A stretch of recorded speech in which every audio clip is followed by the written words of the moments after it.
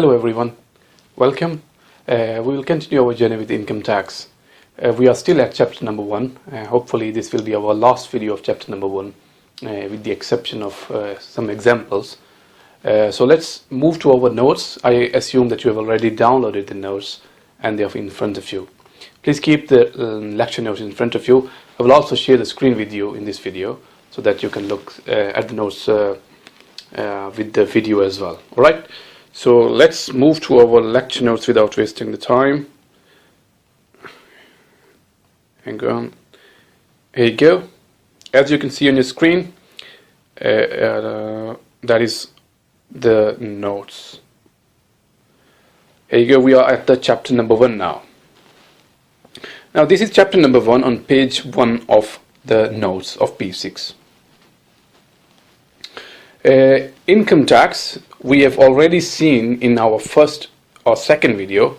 We know that income tax starts, tax year starts from the 6th of April to 5th of April.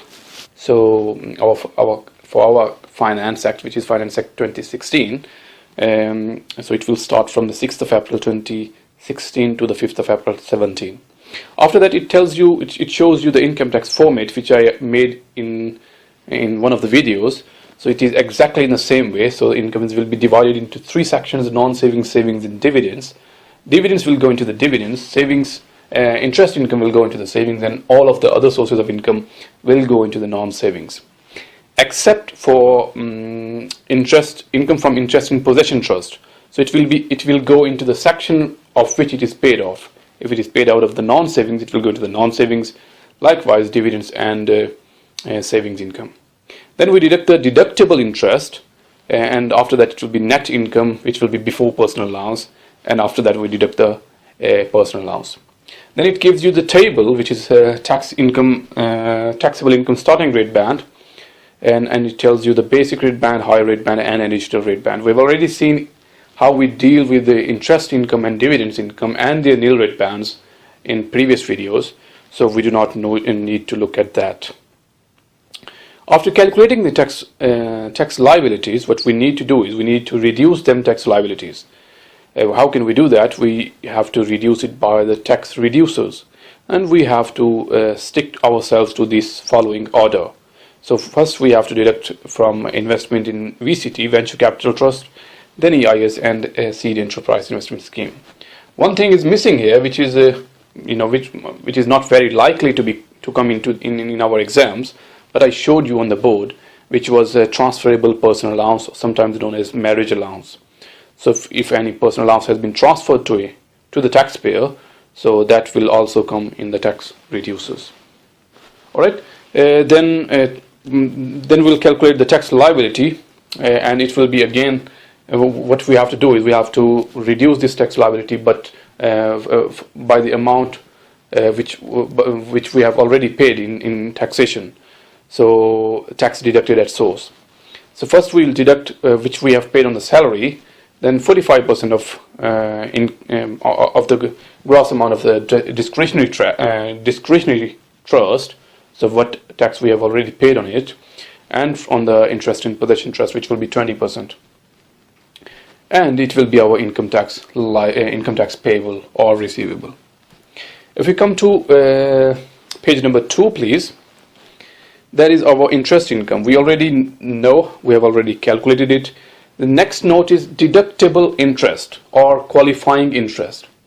Now I told you in one of the videos when we were making the pro forma, interest is paid on the loan, as we all know. So if I take the loan and if I use that loan for one of the specific reasons, then if I pay whatever interest I pay on that loan, that will be deductible. We will deduct that loan, we'll deduct that interest in qualifying interest section while making the income tax pro forma. Alright, so that is our qualifying interest. Now, if I take the loan for one of the following purposes, then the interest paid on such loan can be deducted. So what are them purposes? If I invest in partnership to buy the plant and machinery for employment, to invest in employee controlled company, or to invest in the cooperatives. So if I invest in any of these, if I take the loan and use for any of the following purposes, that will be deductible interest, or sometimes known as qualifying interest. All right. Our next note is personal allowance, which we have seen in our previous lecture. So if my normal personal allowance is £11,000, if adjusted net income is £100,000 or less. So if it is more than that, then we'll take the adjusted net income is £100,000 or less than that. It has told you the formula to calculate adjusted net income as well, which I told you in the previous lecture. So take the net income after deductible interest or before personal allowance, it is the same thing. Then we deduct the personal pension contribution, we take the gross amount of that, and that will be, net amount will be our adjusted net income. Alright, so if my adjusted net income is more than £100,000, then my personal allowance will be reduced. How can we do that? We need to calculate the excess. So adjusted net income less £100,000, and we'll divide it by 2 or take the 50%, which is the same thing, and that is the amount by which our personal allowance will be reduced. So if in the exam tip it says if it is more than £122,000, I'm talking about the adjusted net income. If adjusted net income is more than £122,000, then the personal allowance will be 0.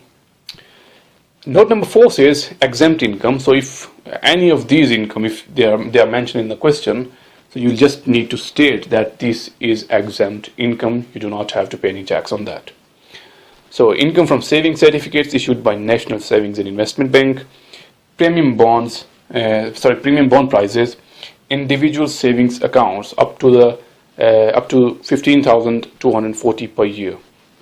Child benefit will also be exempt unless you have to pay the child benefit charge. All right. If you please move to page 3, there is child benefit income tax charge. We have already seen in our previous lecture. Note number 6 is personal pension contribution. We have already seen that anyway. So we have to pay 80% only, 20% will be paid by HMRC. Say for example, if you want £200, you only have to pay 160, 40 will be paid by HMRC. Alright, another benefit is that it will be extended, the gross amount of personal pension contribution. So my normal basic rate band and higher rate band will be extended by the gross amount of personal pension contribution. Alright, so let's look at these two tables. So one is original tax bands, and then a second one are on the right side are extended tax bands. Now original tax band, just look at the original ones. Its starting rate band is from £1 to £5,000, and it hasn't changed. If you look at the extended side, it is exactly the same. Now look at the basic rate band, which is from £5,000 1 to £32,000. That is our normal. Now it will be extended by the gross amount of personal pension contribution. Now look at very left side where it says the taxpayer wants £10,000 into the pension, so we'll only have to pay £8,000. 20% will be paid by HMRC, so the gross amount will be £10,000. So this gross amount, so by this £10,000, the basic rate band will be extended. So because the £10,000 is gross pension, so look at the right side, it is extended to £42,000. Likewise, high rate band is also extended by £10,000, so it has gone up to £162,000, whereas additional rate band will not be extended. Alright? Right then, please move to page number 4. That is income of a minor child. Now what happens is that there are some people who are minor. Minor child means who has got less age, they are young, and they will not be, they will not have to pay any tax because they are young, they do not have any source of income. Now what happens is that if I am a rich person and I am too clever as well, so what I did is I was earning, say for example, £50,000, or say for example I was earning £22,000. So if I was earning £22,000, then what I did is I said, alright, I am exempt up to £11,000. What I will do is I will transfer other £11,000 to my minor child. So what will happen is that they will not have to pay any tax because it is covered by their personal allowance, isn't it? Alright, so I can do like that. So if I do like that, then HMRC will say it is not right. Now why it is not right? That's the rule. Now income of £100 or less than that which is directly transferred by a parent to minor child will be treated as child's income. So if I would have transferred only £100, that would be considered as child income. If I transfer more than £100, that will not be that will not be considered child's income. Say for example, if I transfer £500 to my child, that will not be considered child's income. It will be considered my income, and I will have to put that 500 into my income tax pro forma. I will have to pay tax on that. All right, if it is more than £100. All right, so it only applies, but the exception is that it only applies to the parents. All right, so if it is any other relative, then you can do that.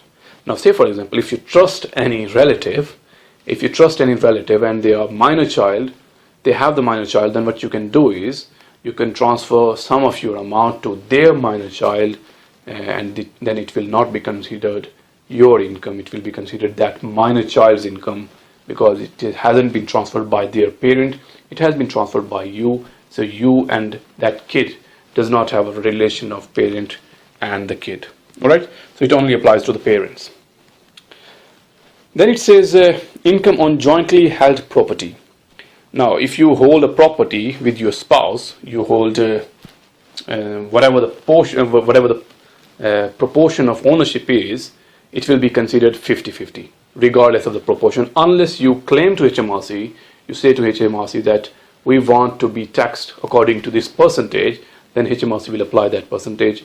If you are just silent, HMRC will consider the income half and half, they will consider the income 50-50, regardless of the actual proportion of ownership, unless you ask HMRC to do so. All right. So if property is jointly held by the married couple, then income arising on that property will be treated as if the income is shared equally between the spouses, which is 50-50, unless they make a joint declaration to HMRC specifying the actual proportion of income sharing. All right. So that is it. I think that is end of our chapter number 1, and we've got a couple of examples as well on this page and a comprehensive example on next page. Please try to have a go at it, because we have completed the chapter. Please try to have a go at it, and we will do these examples maybe in next lecture or in some of the next lectures. All right, so that's it for this video, and I will see you in the next video with the second chapter. All right, that's it for now, and I will see you later. Thank you.